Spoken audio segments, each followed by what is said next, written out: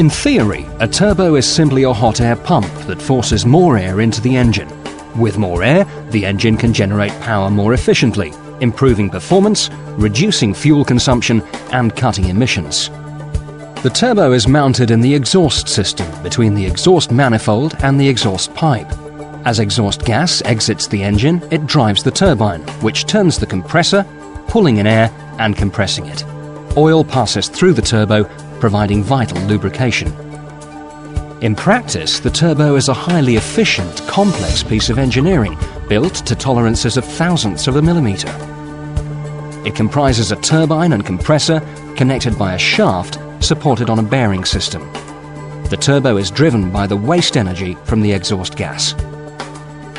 The exhaust gas enters via the turbine housing, turns the turbine and leaves through the exhaust outlet. Exhaust gas temperatures can reach 950 degrees C, which means that special high-temperature materials are needed for the turbine wheel and housing. The speed and load of the engine determines how fast the turbine wheel spins. With the engine at idle, the turbine spins at minimal speed. As more gas passes through the turbine housing, the turbine rotates faster. At full speed, the turbine wheel can rotate at up to 240,000 RPM. The compressor wheel is connected to the turbine by a forged steel shaft and is powered by the spinning turbine. Air is drawn into the compressor housing by the compressor wheel and is compressed as the blades spin at high velocity.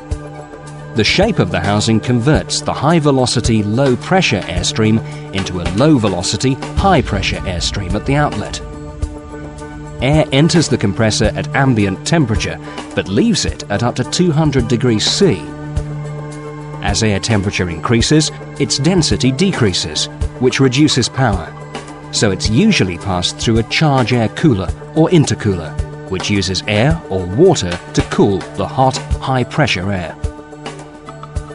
The forged shaft linking the turbine and compressor runs in a bearing housing, lubricated by oil from the engine. The oil is fed under pressure into the bearing housing to the journal bearings and thrust system. The oil also acts as a coolant, taking away heat generated by the turbine. The journal bearings float on a film of oil between bearing and shaft and bearing and housing. The clearances for these oil films are critical. At both ends of the bearing housing are unique oil seals. Totally unlike normal engine oil seals, they're specially designed to cope with the turbo's extreme temperatures and pressures and help ensure that oil does not leak into either compressor or turbine housings. A small turbine will give a good response at low engine speeds. However, at higher engine speeds, it can overspeed and overboost the engine. To prevent this happening, some turbos are also fitted with a wastegate to control boost pressure. As soon as the pressure reaches a preset maximum level, a valve opens, allowing the excess exhaust gas to bypass the turbine wheel and go straight out through the exhaust. In a wastegated turbo, the turbine wheel can safely be smaller, giving better engine response and yet still maintaining maximum power output. Turbos with or without a wastegate can be successfully stripped and remanufactured, as long as the manufacturer's exacting specifications are followed and genuine new replacement parts are used. All remanufactured turbos supplied by us use genuine new replacement parts and R2OE standards.